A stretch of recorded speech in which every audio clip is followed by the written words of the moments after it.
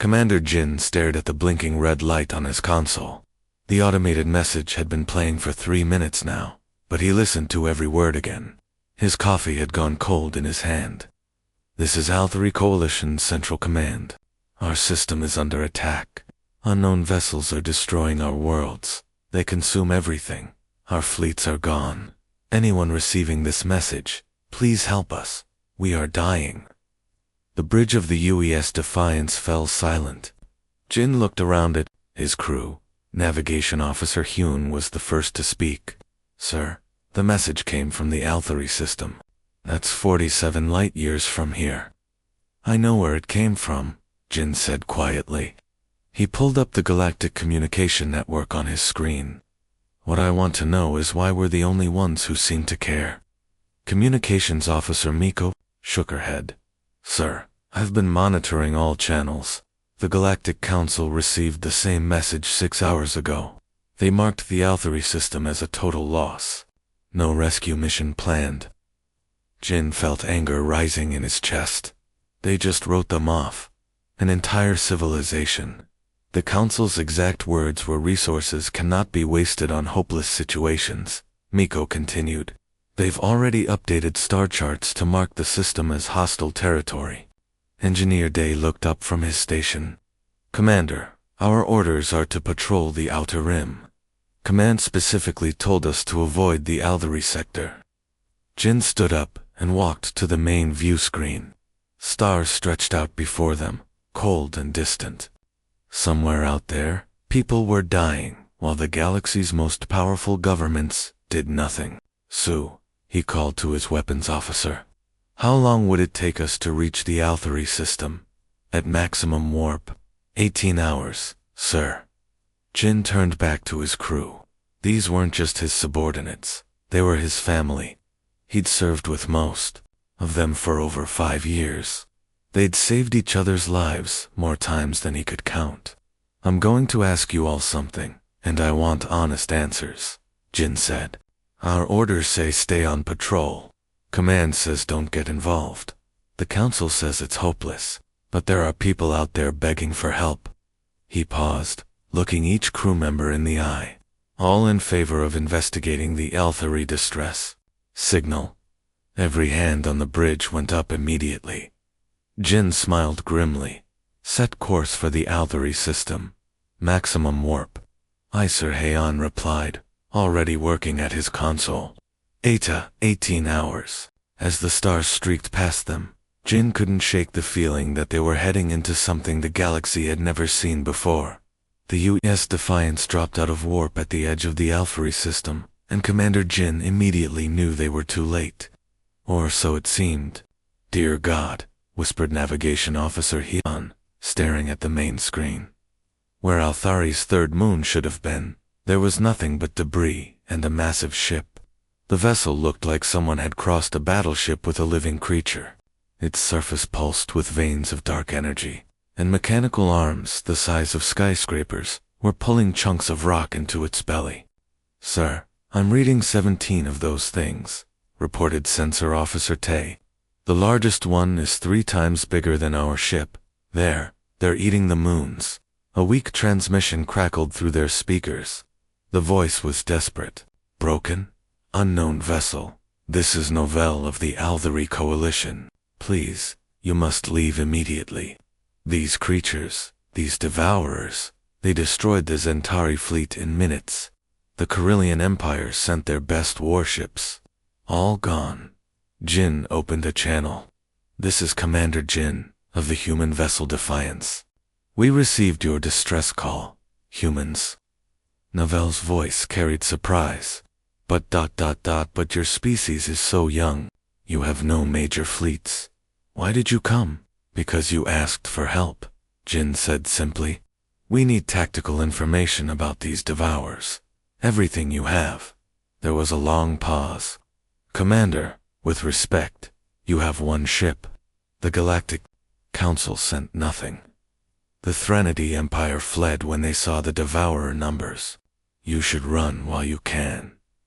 Jin looked around his bridge. Engineer Day was already pulling up weapon specifications.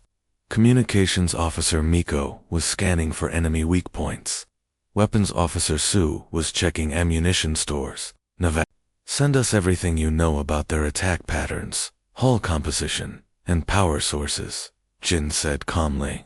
And prepare your people for combat operations. Combat operations. Naval sounded horrified.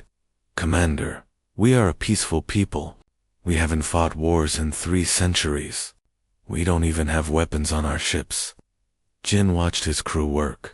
They moved with practiced efficiency, each knowing their role without being told. Day was modifying torpedo warheads. Sue was calculating firing solutions. Hyun was plotting attack runs. Then stay out of our way, Jin said. Humans fight differently than other species. How many ships do you have coming? Navel asked. Hopefully Jin smiled, though it wasn't a pleasant expression. Just us. The silence that followed said everything about what Navel thought of their chances. Chief Analyst So had been staring at data streams for 6 hours straight. Her eyes burned, but she couldn't stop. What she was seeing made her stomach turn cold. Commander. Jin, she called out, her voice tight with concern. You need to see this. Jin walked over to So's station, where holographic displays showed battle footage from dozens of different worlds. Each recording ended the same way, complete destruction. The AL-3 gave us combat records from the last 40 years, So explained. The Devourers didn't just appear here. They've been moving through the galaxy, consuming everything in their path. She pulled up a star map. Red dots marked dead systems, forming a path across space like drops of blood. 63 civilizations, sir, all gone. The Devourers ate their worlds and moved on. Jin studied the map grimly. What about their tactics? How do they fight? So switched to battle recordings. That's the terrifying part. Watch this. The first video showed a Zentari fleet attacking a Devourer ship using standard formation tactics.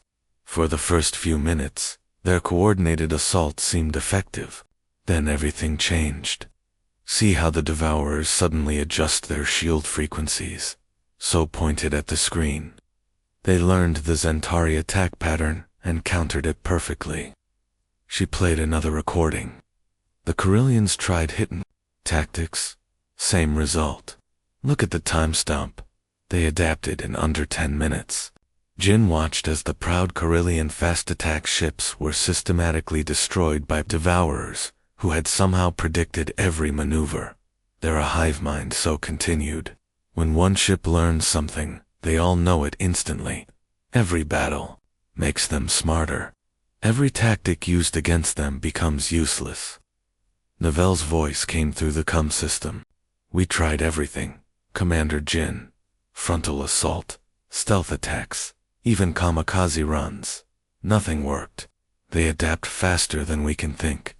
So pulled up tactical analyses from military academies across the galaxy.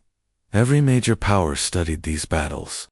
The conclusion was always the same. The Devourers cannot be defeated through conventional warfare. Jin stared at the data for a long moment. Then, unexpectedly, he smiled. It wasn't a pleasant expression. So, you said they adapt to everything they've seen before. Yes, sir. Their pattern recognition is perfect. What about something they've never seen? Something that doesn't follow any logical pattern? So looked confused.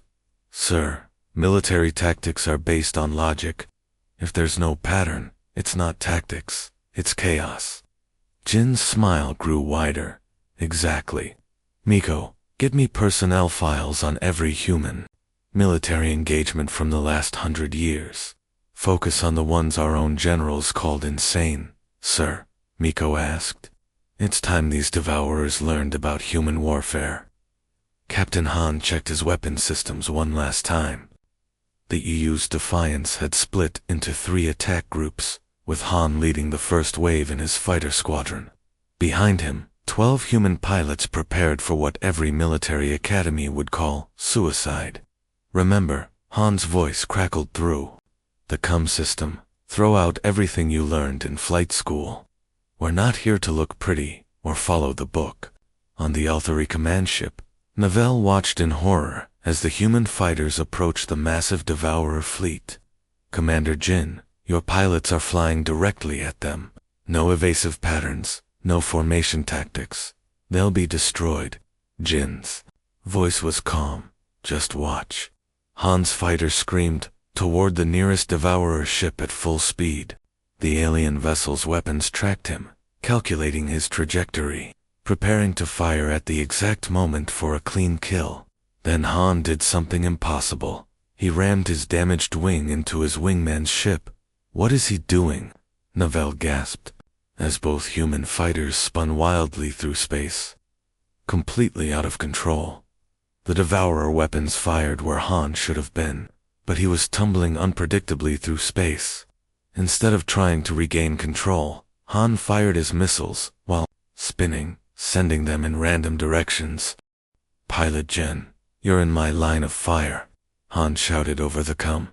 Copy that, firing through you. Jun replied, and actually shot past Han's fighter to hit a Devourer ship behind him.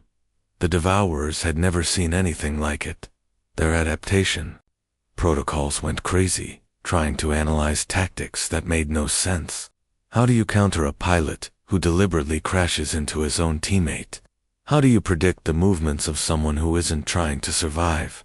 Fighter pilot Kyo's engine was leaking plasma, his shields were down, and his left wing was completely gone. Any sensible pilot would retreat. Instead, Kyo accelerated toward the enemy, using his damaged ship like a spinning club. My navigation is completely broken. Kyo laughed over the com. I have no idea where I'm going. He slammed into a Devourer fighter, both ships exploding in a brilliant flash. On the Althari bridge, Novell stared in shock. They're fighting like they don't care if they die. No, Jin corrected quietly. They're fighting like they care more about winning than surviving. The Devourers can't adapt to that, because they've never encountered it before. The first Devourer ship's weapon systems began firing randomly, confused by human tactics that defied all logic. Engineer Yu was monitoring the battle from the engine room when something clicked in his mind. He'd been watching the Devourer attack patterns for 20 minutes, and suddenly, he understood. Commander Jin, you called through the com system. I figured it out. They're treating each of our ships like separate enemies. Jin ducked as debris rattled the Defiance's hull. Explain quickly. Every species they've fought before uses individual ship tactics. Each captain commands their own vessel independently. The Devourers adapt by analyzing one ship at a time. You pulled up tactical displays. But sir, what if we don't fight as individual ships? Jin paused, understanding immediately. All ships, this is Jin. New orders. We're not 12 separate vessels anymore. We're one pack. On the Althari command bridge, Novell watched in confusion as the human ships suddenly changed their entire approach. Instead of each vessel fighting its own battle, they began moving like parts of a single organism. The UES Warrior took devastating hits to its port side, but instead of retreating, it flew directly into the path of a Devourer missile meant for it. The U's Guardian. The Warrior's shields collapsed, but the Guardian remained untouched. Why did they do that? Novell asked. The Warrior could have escaped.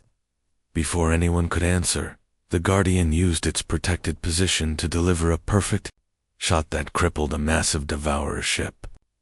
The Warrior had sacrificed itself to create that opportunity. But the strangest part was how the humans coordinated. There was no extra communication between ships, no complex battle plans being transmitted. Somehow, they just knew what each other needed when Captain Rim's ship lost its weapons. He immediately positioned himself as a shield for Captain Lee's damaged vessel. Lee didn't ask for protection. Rim just knew. When Engineer Bo's ship overheated its engines, Captain Park somehow anticipated it and moved to cover Bo's retreat, even though Bo hadn't reported the problem yet. How are they doing this? Novell whispered, watching the humans move like they shared one mind. The Devourers were completely confused. Their adaptation algorithms were built to counter individual ship tactics. But how do you analyze a pack that fights as one entity? Every time they tried to focus on a single human vessel, the others would coordinate to protect it. Jin smiled as he watched his people work together. This is what the galaxy never understood about humans, he said to Novell. We're not 12 ships. We're family. The Devourers began retreating from this sector, unable to process tactics based on instinct rather than logic. The silence on the bridge was deafening. 6 human ships floated dead in space, their hulls torn open like broken toys. Commander Jin stared at the tactical display, counting the losses. Half his fleet, half his people. Sir, Communications Officer Miko said quietly, we're receiving surrender signals from 3 Devourer ships. Their formation is completely broken. Jin nodded without emotion. The Devourer's perfect adaptation system had finally crashed. After hours of trying to counter human unpredictability, their hive mind couldn't process chaos anymore. But the victory felt hollow. Medical Officer Ree's voice crackled through the CUM system. Sickbay to bridge. I need emergency teams on decks 4 and 7. We've got 17 wounded from the Courage, and Captain Park's burns are severe. How many? Jin asked. 43 wounded total, sir. We lost 61 people. Jin closed his eyes. 61 names he'd have to write letters for. 61 families who would never see their loved ones again. Novell's voice interrupted his thoughts. Commander Jin, we're sending medical ships to evacuate your wounded. Our doctors are standing by. Negative, Jin replied immediately. But sir, your medical facilities are overwhelmed. We can provide better care. I said negative. Jin's voice was firm. We don't leave our people behind. On the Althari command ship, Novell turned to his advisors in confusion. I don't understand. Their wounded would have better survival chances. With our advanced medical facilities, why refuse? Chief Advisor Meltar shook his head. Their logic makes no sense. They're letting their people suffer for no tactical advantage. But Novell was beginning to see something different. He watched as the remaining human ships formed a protective circle around their damaged vessels. Captain Rim's ship had no weapons left, but he stayed in formation. Engineer Bo's engines were failing, but he refused to retreat. Medical Officer Ree, Jin's voice echoed through the fleet. Whatever you need, you get. Strip parts for my ship if necessary. Ree's response was immediate. Already doing it, sir. Engineer Day is helping me convert the cargo bay into additional surgical space. Novell finally understood. They're not making a tactical decision, he whispered to his crew. They're making a family decision. Jin opened a fleet-wide channel. All ships, maintain protective formation. Nobody fights alone. Nobody dies alone. That's how humans do things. The Althari watched in amazement as humans chose loyalty over logic, even when it meant accepting terrible losses. Tactical Officer Wan stared at his sensors in disbelief. The massive Devourer ships were doing something he'd never seen before. They were acting chaotic. Commander Jin, Wan called out. The Devourers are copying our tactics. They're flying erratic patterns, firing randomly, even ramming into each other. Jin moved to Wan's station and watched the display. Sure enough, the alien ships were attempting the same unpredictable movements that had confused them earlier. But something was wrong. Sir, look at this. One pointed to the timing data. They're all being chaotic at exactly the same moment.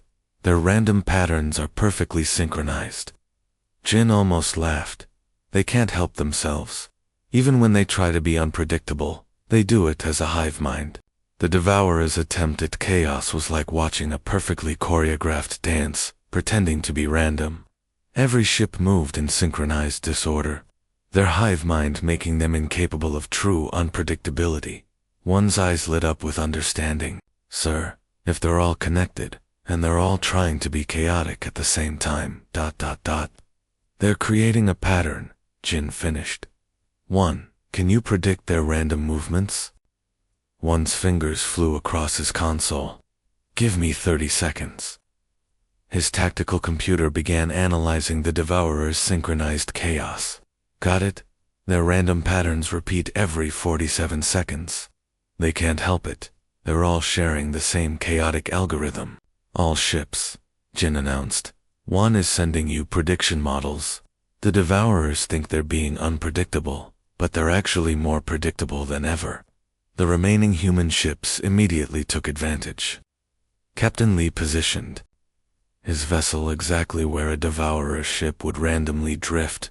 Engineer Bo fired missiles at empty space, knowing enemy ships would randomly fly into them. The Devourers realized their mistake within minutes. One watched as their formation suddenly changed again. Sir, they've stopped trying to copy us, but now they're doing something else. One's voice became tense. They're ignoring the Althari ships completely. Every Devourer vessel is targeting us exclusively. On the Althari command ship, Novell noticed the same thing. Commander Jin, they're not attacking us anymore. Every Devourer weapon is pointed at your ships. Jin nodded grimly. They've figured out who the real threat is. The largest Devourer ship, bigger than a space station, slowly turned toward the UES Defiance. Its biomechanical hull pulsed with dark energy as dozens of weapon ports opened like hungry mouths. All human vessels, Jin ordered. They want us specifically now. Let's give them what they're looking for. The final battle was about to begin, and both sides knew only one species would survive it. Commander Jin looked at his tactical display with grim determination. 3 human ships left. The U's Defiance, Captain Lee's battered Guardian, and Engineer Bo's barely functional warrior. Against them, 17 massive Devourer vessels circled like sharks, sensing blood. Sir, communications, Officer Miko reported. The Devourers are preparing for a final assault. All their weapons are charging. Jin made a decision that would have horrified any military academy instructor. All ships, prepare for last stand protocol. Sir, Captain Lee's voice crackled through the comm. That protocol was banned by Space Command. They called it too dangerous. Space Command isn't here, Jin replied. Miko, I need you to open a direct channel to the Devourer hive mind. Maximum power. Override all their communication systems. Miko's fingers hesitated over her console. Sir, if we broadcast directly into their hive mind, we could overload their shared consciousness. That's the idea. Begin transmission of human warfare archives. Everything, from ancient battles to modern space combat.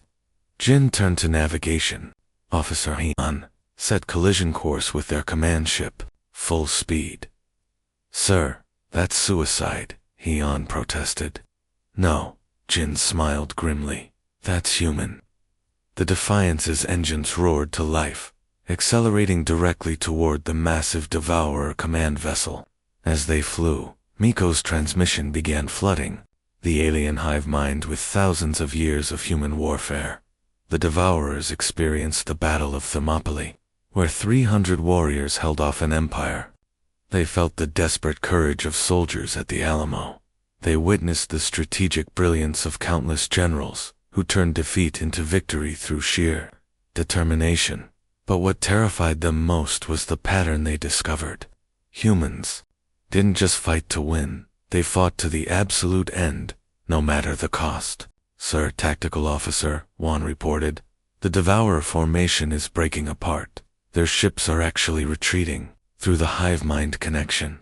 The Devourers felt something they'd never encountered in 63 conquered civilizations. Other species fought logically, retreating when defeat was certain. But humans fought with an intensity that transcended survival instinct. The command ship tried to move away from the approaching Defiance, but Jin had timed it perfectly. The human dreadnought slammed into the alien vessel's core, both ships erupting in brilliant light. In that final moment, The devourer hive mind experienced the complete historical record of human warfare. They felt the raw determination of a species that would rather die fighting than live in defeat. The surviving devourer's ships fled the system in terror, their hive mind traumatized by concepts they couldn't understand.